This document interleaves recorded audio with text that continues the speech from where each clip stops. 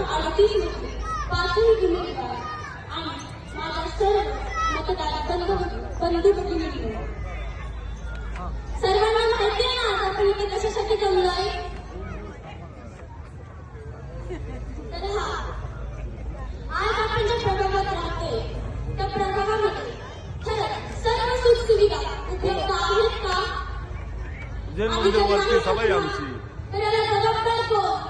जैन मंदिरला मग तो पाण्याचा प्रश्न असू दे, लाईटचा प्रश्न असू दे, तुमची खाली किंवा कचरा, रस्ता व ट्रॅफिकचा प्रश्न असू दे, हा प्रश्न जेव्हा आपण स्वतःला विचारतो तेव्हा प्रत्येक डोळ्यासमोर येणारं उत्तर म्हणजे आपण निवडून दिलेला चुकीचा उमेदवार. तर आता संधी आली योग्य निर्णय घेण्याची व प्रभागाच्या सर्वांगीण विकासाची. त्यासाठी एकच पर्याय, तो म्हणजे आपल्या सर्वांच्या हक्काचे लाडके भारतीय जनता पार्टीचे 5ही उमेदवार. आज माझ्यासारखे कित्येक जण या प्रभागात राहतात.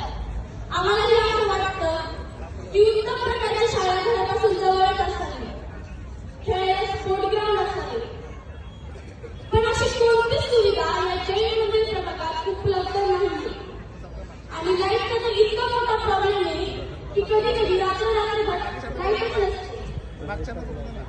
आणि जेव्हा आम्ही आमचे सर्व प्रॉब्लेम्स बापूंना सांगितले तेव्हा त्यांनी आम्हाला हक्काने शब्द दिला की मुलांना येणाऱ्या 16 तारखेनंतर मी तुमचे सगळे प्रॉब्लेम्स मार्गी लावतो. बापूंनी आपल्याला एवढा मोठा शब्द दिल्याबद्दल मी त्यांची